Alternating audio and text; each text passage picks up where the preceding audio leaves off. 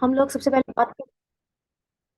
हम लोग बात करते हैं लो बैक पेन से रिलेटेड। जो बच्चों ने मुझसे क्वेश्चन पूछे थे कि मैम लो बैक पेन जो है उसके कोजेस क्या होते हैं और उसको हम किस किस तरह से जो है वो ट्रीटमेंट उसका कर सकते हैं।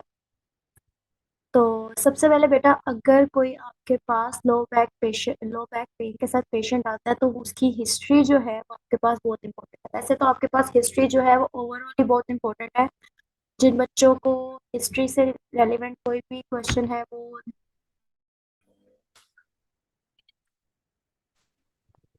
अच्छा हम बात कर रहे थे कि जिन अ, बच्चों ने मिस किया है हिस्ट्री से रिलेटेड मेरा लेक्चर, वो लोग मेरा यूट्यूब के ऊपर जाके लास्ट लेक्चर देख सकते हैं, बिकॉज उसके अंदर कंप्लीट बताया गया कि आपने पेशेंट की हिस्ट्री लेनी किस तरह से और किस किस चीज़ के ऊपर आप लोगों ने फोकस करना है और आपको हिस्ट्री टेकिंग किस तरह से हेल्प करेगी। अच्छा, अब आपके पास अगर बैक पेन के साथ एक पेशेंट आता है, ठीक है, तो आप लोगों ने उससे उसका ऑक्यूपेशन लाजमी पूछना है। जेंडर तो रेलिवेंट है ही, मेल है फीमेल है। अगर फीमेल, सॉरी बच्चों थोड़ा सा नेटवर्क इशू आ, इस वजह से जो है वो डिस्टर्बेंस थोड़ी सी हो रही है। मैंने कोशिश की है कि होपफुली अब थोड़ा सा नेटवर्क जो है वो स्टेबल हो जाए। अच्छा, तो हम बात कर रहे थे कि बैक पेन से रेलिवेंट लो बैक पेन स्पेसिफिकली, ठीक है। तो जो लो बैक पेन है उसके अंदर आप लोगों की हिस्ट्री के अंदर ये बहुत चीज़ जो है फोकस करने वाली है कि एक तो जेंडर आप लोगों ने पूछ लेनी है। अगर फीमेल आपके पास आ रही है तो क्योंकि उसके आपने मैरिटल स्टेटस उसका पूछना है, मैरिटल स्टेटस। उसके बाद आप लोगों ने उससे पूछना है कि उसके सी सेक्शन हुए हैं, नॉर्मल डिलीवरी हुई है, सी सेक्शन अगर हुआ है उसका तो उसको स्पाइनल एनेस्थीसिया दिया गया था, दूसरा एनेस्थीसिया दिया गया था, या वो बेबी को फीड करवा रही है। ये सारी चीज़ें जो है वो लो बैक पेन से रेलिवेंट है, ठीक है। और अगर आपके पास मेल आ रहा है तो उसका भी ऑक्यूपेशन आप लोग लाजमी पूछेंगे। कोई मजदूर तो नहीं है, कोई रिक्शा ड्राइवर तो नहीं है, लॉन्ग ऑफिस आवर्स तो नहीं है उसकी जिसकी वजह से उसको बैठना पड़ता है। तो कई बहुत सी चीज़ें ऐसी होती हैं कि हम लोग अगर पेशेंट का जो हिस्ट्री है उसके अंदर से हम रूल आउट कर लें कि इस वजह से हमने, क्योंकि कॉज देखना है कि कॉज क्या है लो बैक पेन का, ठीक है। तो लो बैक पेन के कॉज को हमने रूल आउट करके उसको अगर हम सॉल्व कर देंगे तो पेशेंट की लो बैक पेन ठीक हो जाएगी। क्योंकि बुक में आपकी जनरल मैनेजमेंट दी गई है कि भाई लो बैक पेन के साथ आपका पेशेंट आता है, आपने उसको ये एक्सरसाइजेस करवानी। लेकिन अब जो पेशेंट आपके पास आ रहा है उसकी लो बैक तो ठीक करनी है, लेकिन अगर कोर्स को ही आप खत्म नहीं करेंगे तो आ, उसको सारे एक्सरसाइजेस करवाने का कोई फर्क नहीं पड़ेगा, क्योंकि कोर्स की वजह से उसको वो रिपीटेडली बार बार वो चीज दोबारा होगी, ठीक है। फीमेल्स में एक बहुत ज्यादा इशू जो आता है वो लिकोरिया का इशू आता है, जिसको जो है ध्यान में नहीं रखा जाता। अगर ऐसा पेशेंट कोई आपके पास आता है तो उसको अपने गायनेकोलॉजिस्ट के पास भी रिकमेंड करना है, क्योंकि that causes back low back pain in females too, ठीक है। Am I clear till now? आप लोग मुझे कुछ रिस्पॉन्स दें जिससे मुझे पता चले कि हाँ ठीक है आप लोग मेरे साथ हैं।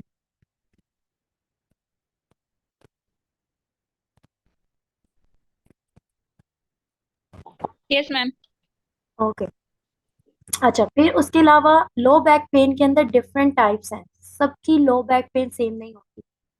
क्लिनिक में अक्सर होता है, फीमेल साइड पे तो ज्यादातर होता है कि फीमेल्स को आपस में बातें करने की बहुत आदत होती है। दो पेशेंट्स बैठी होती हैं आपस में बातें कर रही होती हैं, डॉक्टर साहिबा ने मेरा भी यही मसला है, तुम्हारा भी मसला है, मुझे उन्होंने ये करवाया तुम्हें ये नहीं करवाया। तो दूसरी पेशेंट आपके साथ लड़ रही होगी, आपने उसको ये करवा दिया, मुझे आपने ये नहीं करवाया। असल में होता यह है कि एक लो बैक पेन नाम हमने दिया हुआ है, आपके पास ऑर्थोपेडिक भी लो बैक पेन लेबल करके पेशेंट को भेजेगा, बट लो बैक पेन की कोज क्या है? क्या वहाँ पे मस्कुलर इशू है, क्या वहाँ पे बोनी इशू है, क्या वहाँ पे पोस्चर का इशू है, क्या वहाँ पे नर्व इन्वॉल्वमेंट है कि नहीं है, शाटिका रिलेटेड है कि नहीं है। तो ये सारी चीजें जो है हम उसके साथ जो है लाजमी देखते हैं। फिर हम फाइंड करते हैं कि इसको किस टाइप की लो बैक पेन है और हमें इसको किस तरीके से ट्रीट करना है। मैम, अगर ड्यूरिंग प्रेगनेंसी जो है वो बैक पेन हो किसी फीमेल को, फिर हम्म। क्या करेंगे? बेटा जो तो उस वक्त प्रेगनेंसी, ड्यूरिंग, ओके आपका क्वेश्चन कंप्लीट हो गया।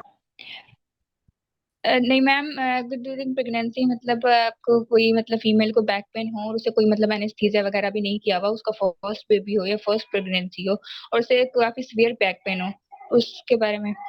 ठीक है, अच्छा, जो सी प्रेग्नेंट फीमेल्स होती है ना बेटा, उनमें सबसे बड़ा जो कोज आता है ना, वो कोज होता है पोस्चर का। The posture is the main cause of low back pain in the pregnant females. वहां पे जो है कुछ जगहों पे जो है वो उन्होंने बेल्ट्स निकाली हुई है फीमेल के पोस्चर को मेंटेन करने के लिए। बेसिकली होता क्या है, जब फीमेल प्रेग्नेंट होती है तो उसकी लोडोसिस जो होती है वो इंक्रीज हो जाती है।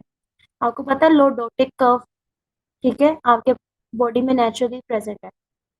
जब प्रेग्नेंट होती है औरत तो वो लोडोटिक कर्व जो है वो लोडोसिस की तरफ चला जाता है, जिसकी वजह से उसको बैक पेन होता है। और एक इम्बैलेंस भी क्रिएट हो रहा है, ठीक है, आगे वजन ज्यादा हो रहा है, तो जिसकी वजह से जो है वो मसल्स इम्बैलेंस हो रहे हैं, और मसल्स जो है उसको कॉज कर रहे हैं बैक पेन को। एक पोस्चर है, दूसरा वहां पे मस्कुलर पेन होती है। अगर आप इन चीजों को मैनेज करें, पोस्चर को आपको मैनेज करना पड़ेगा। कि ज्यादातर फीमेल्स को देखा होगा जो प्रेग्नेंट होती है वो ज्यादा झुक के खड़ी होती है, ठीक है, तो उस तरह से उनको नहीं खड़ा होना, उनको जो है पोस्चर मैनेजमेंट की तरफ आपने लेके आना, उनका पोस्चर मैनेज करना, उनका सोने का पोस्चर और उनका चलने फिरने का पोस्चर जो है उसको आप बेसिकली मैनेज करेंगे, जिसकी वजह से उनकी वो बैक पेन जो है वो मैनेज होगी। पोस्चर इज द, आपको समझ नहीं लगती कि पोस्चर से क्या क्या हो सकता है, लेकिन पोस्चर की वजह से आपका ओवरऑल जो बॉडी है वो सारे का सारा डिस्टर्ब हो सकता है, ठीक है। और प्रेगनेंसी के अंदर the main culprit is the posture. ठीक है मैम। ठीक है, इसके अलावा जो है लो बैक पेन के अंदर आप, थैंक इसके अलावा लो बैक पेन में जो है डिफरेंट कॉजेज यू आ जी सकते हैं। मैम। स्ट्रेन्स, यू वेलकम बेटा। स्ट्रेन्स हो सकते हैं, थैंक स्ट्रेन्स यू। हो सकते हैं रिलेटेड टू मसल्स, ठीक है। उसके अलावा डीजनरेटिव डिस्क डिजीज हो सकती है, एज के साथ साथ प्रॉब्लम आ रही हो सकती है। इसके अलावा जो है उसमें हर्निएटेड डिस्क भी आ सकती है, उसमें शैटिका भी है, स्पॉन्डाइलोलिस्थेसिस भी है और स्पाइनल स्टीनोसिस भी है। अब ये सारे के सारे लो बैक पेन कॉज करती है, लेकिन जितनी भी ये आपको मैंने कॉजेज बताई हैं सब की सब अलग अलग तरीके से ट्रीट होंगी, ठीक है। इसमें आपने स्पाइनल कर्वेचर जो है वो भी चेंज हो सकता है। किसी को जो है वो लोडोसिस, जैसे मैंने पहले बताया, प्रेगनेंसी के अंदर भी लोडोटिक पोस्चर जो है वो इंक्रीज हो जाता है, ठीक है। उसके अलावा आपको जो है एस कर्व भी हो सकता है, ठीक है, फ्लैट बैक भी हो सकती है। ये सारी जो है ये कॉज कर सकती हैं आपको लो बैक पे। अच्छा, अब ये सारे कॉजेज हम लोगों ने देख लिया कि डिफरेंट डिफरेंट कॉजेज हैं, जो कि सारे के सारे कॉज क्या कर रहे हैं, बेसिकली कॉज वो कर रहे हैं बैक पेन ही। हर पेशेंट आपके साथ आएगा with the low back pen, लेकिन इनमें से कोई एक कॉज होगी।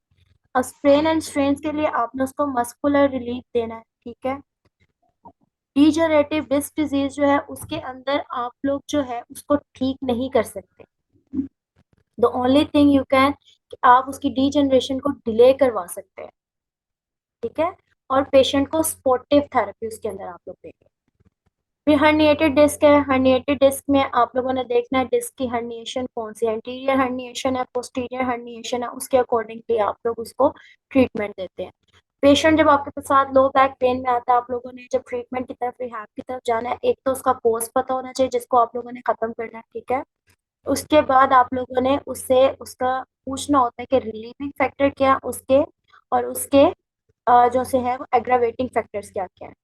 फिर पेशेंट फ्लेक्शन बाइस्ड है कि एक्सटेंशन बाइस्ड है, ठीक है, क्योंकि आपने उसके अकॉर्डिंगली ही पेशेंट को एक्सरसाइजेज डिवाइस करनी होती है। जैसे स्पाइनल स्टीनोसिस है, उसमें पेशेंट जो है वो एक्सटेंशन नहीं कर सकेगा, एक्सटेंशन में उसकी पेन इंक्रीज होती है, तो आप लोगों ने उसको एक्सटेंशन बेस्ड कोई भी एक्सरसाइज नहीं बतानी, आप लोग उसको एक्सरसाइजेस जितनी भी वो गाइड करेंगे वो फ्लेक्शन बाइस्ड होगी, ठीक है। इसी तरह हर्निएटेड डिस्क में आपके पास आता है, अगर जो सी है वो पोस्टीरियर उसकी डिस्क स्लिप हुई हुई है, तो उसके अंदर पेशेंट जो है वो एंटीरियर के अंदर ही आपको जो है वो उसको भी उसका एक्सटेंशन के अंदर पेनफुल होगा, और जो है वो फ्लेक्शन के अंदर उसकी थोड़ी रिलीफ होगी, क्योंकि जब वो पीछे की तरफ जाएगा तो डिस्क पहले स्लिप है तो उसको मजीद जो है वो प्रॉब्लम है। तो इस तरह के मुख्तलिफ केसेस में आपने उसके फ्लेक्शन बाइस, एक्सटेंशन बाइस सारा पूछ के उसके अकॉर्डिंगली आप लोगों ने उसको डिवाइस करनी है कि कौन से एक्सरसाइज उसको डिवाइस करेंगे। उसके अंदर आपके पास पेल्विक टिल्ट्स आ सकते हैं, ठीक है। फिर आप लोग जो है उसको आ, मैं डिफरेंट आपको बता रही हूँ जो कि मिक्सचर है फ्लेक्शन बाइस्ड का भी और एक्सटेंशन बाइस्ड का भी। लेकिन आप लोगों ने पेशेंट टू पेशेंट या आपके वेरी करेंगी कि कौन सी एक्सरसाइज किस पेशेंट को सूट करेगी और किस पेशेंट को सूट नहीं करेगी। फिर आप लोगों के पास इसमें जो है वो बैक की स्ट्रेंथनिंग एक्सरसाइजेस, ठीक है, और जो से हैं इसमें फिर आप कोर स्ट्रेंथनिंग पेशेंट को करवा सकते हैं। उसके अलावा जितनी भी आपके पास कैट एंड कैमल एक्सरसाइज है वो इसमें बहुत अच्छी रहती है लो बैक पेन के अंदर। और प्लैंक्स हम पेशेंट्स को रिकमेंड करते हैं जिनके जो से मसल्स हैं वो वीक होते हैं। अगर पेशेंट मस्कुलर प्रॉब्लम के साथ आ रहा है आप उसको जो सा हीटिंग डिवाइसेस उसको लगा सकते हैं। उसके अलावा आप उसको मसल को जो है वो स्ट्रेचिंग और की तरफ लेके जाएंगे, मसल रिलीज करवाएंगे उसके। अगर टेंडर पॉइंट्स बने हुए टेंडर पॉइंट्स रिलीज करवा सकते हैं, ठीक है। उसके अलावा जो है आप लोग मैनुअल थेरेपी की तरफ जा सकते हैं, जिसमें आप पेशेंट को जो है सारी चीज़ें जो है वो इस तरीके से करवा सकते हैं। अच्छा, अब हम आते हैं आप लोगों के क्वेश्चंस की तरफ। आप लोगों के जो जो क्वेश्चंस हैं आप लोग मुझसे पूछ सकते हैं। मैम, यंगस्टर्स में बेसिकली ज्यादातर की आदत की वजह से बैक पेन इशू आता है, या फिर अगर मतलब कोई और, या फिर हो, या सिर्फ पोस्चर चेंजेस की वजह से ही ये मोस्टली।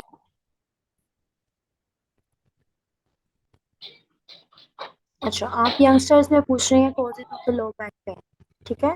जहाँ तक मुझे आपकी क्लियर आवाज़ नहीं आई, बट जहाँ तक मैंने आपका क्वेश्चन समझा वो यही था कि यंगस्टर्स में जो सी बैक पेन की कॉजेज क्या क्या हो सकती हैं, ठीक है। बेटा यंगस्टर्स में अगर आप लोग जाए ना तो उनमें डीजनरेटिव चेंजेस तो नहीं आ रहे ना, ठीक है, क्योंकि वो एज रेलिवेंट है। जो यंगस्टर्स होते हैं मोस्टली मोस्टली उनमें जो लो बैक पेन की कोज होते हैं या तो वो मस्कुलर होती है जो कि ओवर यूज की वजह से होती है, या फिर उनमें जो है क्योंकि यंगस्टर्स जो है वो मोबाइल ज़्यादा होते हैं तो उनमें ज़्यादातर जो है वो लिटिल बिट डिस्क स्लिप के चांसेस ज़्यादा होते हैं, ठीक है। मोस्टली जो से यंगस्टर्स होते हैं वो हमारे पास डिस्क स्लिप के साथ आते हैं। वो इतनी ज़्यादा नहीं होती, थोड़ी सी होती है बिल्कुल, जो सी है आपकी अ, बिल्कुल वापस हो जाती है, वो रिकवर भी हो जाती है। और कुछ केसेस में वो बहुत ज़्यादा भी हो जाती है, लेकिन यंगस्टर्स के अंदर ये चांसेस बहुत ज़्यादा होते हैं। और पोस्चर भी वन ऑफ द मोस्ट क्या कह सकते हैं आप, बहुत ज़्यादा उनमें कोज होता है। क्यों? क्योंकि आपका जो है स्टडी पोस्चर, हाँ स्टोर पे वो यंगस्टर्स जो कि स्टडी वगैरह करते हैं पोस्चर बहुत ख़राब होता है। मैंने नहीं देखा कि कोई स्टूडेंट इस तरह आइडियल कंडीशन में टेबल चेयर बिल्कुल अपना पोस्चर सीधा करके बैठ के पढ़ रहा हो। कोई बेड पे लेट के पढ़ रहा होता है, कोई जो है वो चेयर पे लेट बैठा हुआ है पढ़ रहा है। डिफरेंट पोस्चर्स होते हैं जिसमें स्टूडेंट पढ़ रहे होते हैं। तो लेट के पढ़ते हुए हमने स्टूडेंट्स को देखा है। तो इसलिए जो है वो फिर बैक पेन जो है वो बहुत ज़्यादा कॉमन है यंगस्टर्स के अंदर आजकल। ओके मैम, ठीक है, थैंक यू।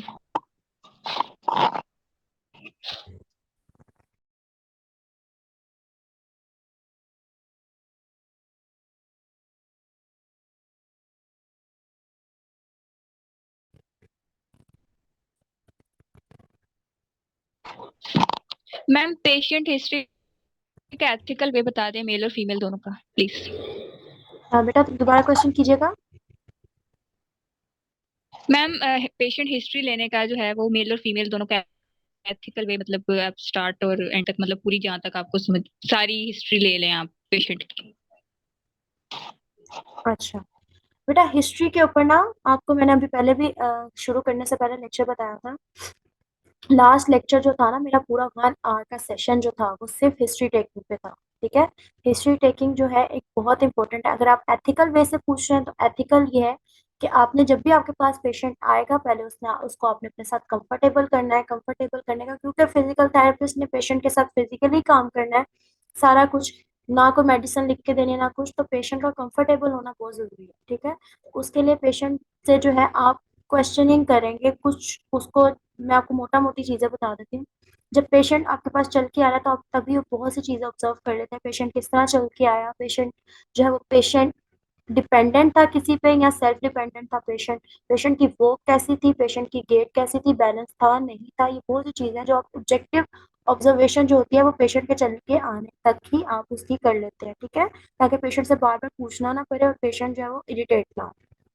उसके अलावा जब पेशेंट आपके पास आके बैठता है, पहले आपने उसको अपने साथ कंफर्टेबल करें, पहले उससे 2-4 उससे रिलेटेड बातें पूछें, फिर पेशेंट से उस पूछें कि आप क्या अपने किस वजह से आप मेरे पास आए हो, क्या बताना चाहते हो। उसके अंदर से फिर आप छोटे-छोटे क्वेश्चन करके कि पेशेंट बिल्कुल ही पूरी हिस्ट्री ना शुरू हो जाए, अपने घर के सारे वाकयात ना सुनाना शुरू कर दें। इसलिए आप क्रॉस क्वेश्चनिंग करके बीच में आहिस्ता-आहिस्ता पेशेंट को फोकस करोगे उस चीज़ के ऊपर जो आप पेशेंट से पूछना चाह रहे हो। अच्छा।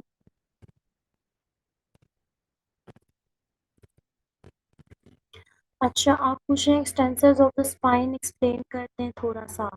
एक्सटेंसर्स ऑफ द स्पाइन बेटा आपके जैसे बैक के मसल्स हैं, anti gravity muscle, these are the extensors of the spine, ठीक है। इसमें कुछ जो से हैं आपके सुपरफिशियल एक्सटेंसर्स हैं, कुछ आपके डीप एक्सटेंसर्स हैं, और कुछ इनको हम इस तरह से भी डिवाइड करते हैं, कुछ जो से हैं आपके पूरे स्पाइन को मूव कर रहे हैं, और कुछ जो से सेगमेंटल मसल्स हैं जो कि आपके सिर्फ स्पाइन के पोर्शंस को जो है वो मूव करवा रहे हैं, ठीक है। अब जो से एक्सटेंसर्स मसल हैं इनको एंटी ग्रेविटी मसल्स भी कहा जाता है, ठीक है। ये आपके स्पाइन को स्ट्रेट रखते हैं। अब कुछ जगह पे आपका स्पाइन जो है वो बिल्कुल स्ट्रेट नहीं है, ठीक है, अल्लाह ताला ने उसके अंदर कर्व रखा हुआ है। तो अगर आपके स्पाइन इन मसल्स में जो है वो इम्बैलेंस होता है, फ्लेक्सर्स ऑफ द स्पाइन और एक्सटेंसर्स ऑफ द स्पाइन, ठीक है, वो स्पाइन को अपनी तरफ खींचेंगे। अगर स्पाइन का कर्व जो है वो फ्लेक्शन जो सा है वो जैसे लॉर्डोटिक कर्व है, तो अगर आपके एक्सटेंसर्स ऑफ द स्पाइन जो है वो ज़्यादा टाइट होंगे, ठीक है, तो वो वहाँ पे क्या करेंगे, स्ट्रेटनिंग कोर्स करेंगे। उस स्ट्रेटनिंग से बचने के लिए, क्योंकि एक्सटेंसर्स स्पाइन को एक्सटेंड करते हैं, तो उस वहाँ पे उसको बचाने के लिए या वहाँ पे उसको ठीक करने के लिए हम उन मसल्स को जो है वो रिलीज करते हैं, या वहाँ पे स्ट्रेचिंग्स वगैरह करवाते हैं, उनको रिलैक्स मसल्स को करते हैं ताकि जो कर्व है वो मेंटेन रहे, ठीक है। और अगर फ्लेक्सर ज़्यादा टाइट हो जाए तो वो आपके जो से लॉर्डोसिस को इंक्रीज करेंगे। तो उसको करने के लिए हम एक्सटेंसर्स की स्ट्रेंथनिंग करते हैं ताकि जो है वो स्पाइन को नॉर्मल पोजीशन में लेके आए। Exercises to fix the posture बेटा पहले तो हम देखेंगे कि पोस्चर किस तरह से जो है वो खराब हुआ है, ठीक है। पोस्चर का क्या मसला है, पोस्चर जो है वो एक्सटेंशन में ज्यादा, जैसे मैंने थोड़ी सी बात की एक्सटेंसर्स ऑफ द स्पाइन के साथ ही, ठीक है। तो कि आपने पहले ये देखना है कि पोस्चर जो है खराब कैसे है। जैसे आपकी नेक है, ठीक है, आप लोग मोबाइल यूज करते हो, आप लोग बुक्स पढ़ते हो, आप लोग नीचे गर्दन झुका के बुक्स पढ़ते हो, ठीक है, मोबाइल भी आजकल यूज करते हो, तो मुंह आपका नीचे होता है मोबाइल की तरफ, आंखें आपकी नजरें नीचे होती हैं, जिसकी वजह से क्या होता है, फॉरवर्ड हेड पोस्चर बन जाता है। तो जब फॉरवर्ड नेक पोस्चर आपका जो सी नेक जो है वो फॉरवर्ड हो जाएगी, तो उसका मतलब क्या है कि आपके एक्सटेंसर्स वीक हो गए हैं, ठीक है, और जो से फ्लेक्सर्स है ना वो आप लोगों के टाइट हो गए हैं, नेक आपकी आगे की तरफ मूव कर चुकी है। तो इसके अंदर जो है और साथ में फॉरवर्ड शोल्डर भी हो जाता है, ठीक है, आपकी नेक जो सी है वो डाउनवर्ड हो जाती है और शोल्डर जो है वो आपका फॉरवर्ड आ जाता है। इसमें आप लोगों ने क्या एक्सरसाइजेस करनी होती है, इसमें एक तो आप जो से नेक के एक्सटेंसर्स मसल्स हैं उनको आप स्ट्रेंथन करते हो, ठीक है, इनकी स्ट्रेंथनिंग एक्सरसाइज करते हो। और ये जैसे नेक के आपके मसल्स हैं ट्रेपीजियस और स्टेनोक्लीडोमास्टोइड मसल्स, इन सब की आप स्ट्रेचिंग करते हो उसमें। और साथ ही साथ फॉरवर्ड शोल्डर को आप ठीक करने के लिए अपने पेक्टोरालिस मेजर्स जो से हैं उनकी स्ट्रेचिंग्स करते हो, ठीक है। और इनको और साथ में आपके जैसे बैक एक्सटेंसर्स हैं इनकी आप स्ट्रेंथनिंग करोगे, ठीक है। इस तरीके से आप करोगे तो आपका पोस्चर ठीक होगा। ये मैंने एक एग्जांपल दिया है, इसी तरह ओवरऑल बॉडी में है कि आपने जब भी देखना है कि पोस्चर खराब होता है तो एक साइड के मसल्स की स्ट्रेंथनिंग हो जाती है, दूसरे साइड के मसल की जो सी है वो वीकनिंग हो जाती है, या एक तरफ के मसल्स टाइटन, स्ट्रेंथनिंग नहीं कहनी चाहिए, टाइटन हो जाते हैं एक साइड के मसल, और दूसरी साइड के स्ट्रेच हो जाते हैं। जिस साइड के मसल स्ट्रेच्ड होंगे, जो सा एक प्रिंसिपल है वो आप हमेशा याद रखें, वो ये है, जिस साइड के मसल्स जो से हैं वो स्ट्रेच होंगे उनको आप स्ट्रेंथन करेंगे, और जिस साइड के मसल जो से हैं वो टाइटन हुए हुए हैं उनको आप स्ट्रेच करेंगे पोस्चर को मेंटेन करने के लिए। हाँ, अगर कोई बोनी मसला है, वहां पे कोई बोनी इशू है, तो वो फिर आप ऑर्थोपेडिक से कंसल्ट करेंगे कि कहीं पेशेंट को सर्जरी की जरूरत तो नहीं है, उस वजह से भी पोस्चर जो है वो खराब हो सकता है। और बहुत अरसे तक अगर पोस्चर एक खराब रहे तो वहाँ पे जो है फिर आपका जो है वो मसला जो होता है वहाँ पे बोनी डेपोजिशन होना शुरू हो जाती हैं, और वो मसला जो है वो फिर बहुत मुश्किल हो जाता है हल करने के लिए। अच्छा जी, यहाँ पे हमसे पूछा जा रहा है कार्पोटिक पोस्चर का। अच्छा, काइफोटिक पोस्चर और नेक हम, ठीक है बेटा, ये वही इसमें जो है बेसिकली क्या होता है, काइफोटिक पोस्चर जो सा अल्लाह ताला ने नेचुरल कर्व रखा हुआ है, आपका जो सा लंबर स्पाइन का कर्व है वो फॉरवर्ड होता है, और जो आपके ऊपर जो सा थोरेसिक स्पाइन का कर्व है वो बैकवर्ड होता है, ठीक है। तो जो आपका बैकवर्ड स्पाइन कर्व है वो इंक्रीज हो जाता है। आप लोगों ने देखा होगा, इसको नॉर्मल जुबान में कहते हैं कुब निकला हुआ है। अक्सर आप लोगों ने कहीं दूर कहीं मोहल्ले में किसी को देखा होगा कि वो झुक के चल रहे होते हैं और उनकी जैसे कैमल हम्प बनी होती है, ठीक है, इसको कैमल हम्प भी कहते हैं। तो इसमें ये होता है कि उनको जो है डिफरेंट चीजें होती हैं।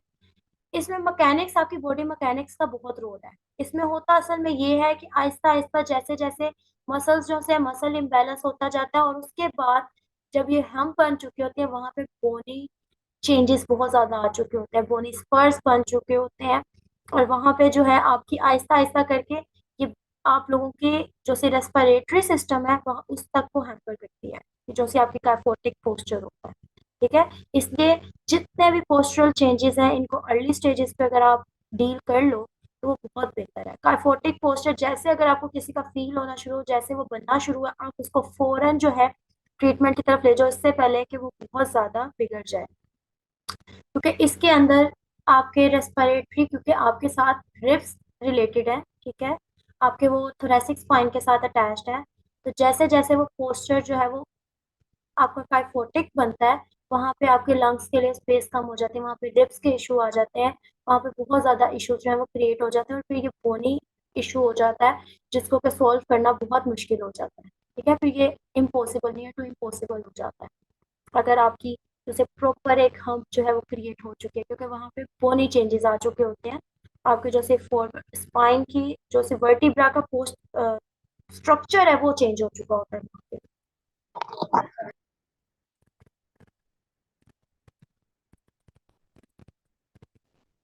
ओके,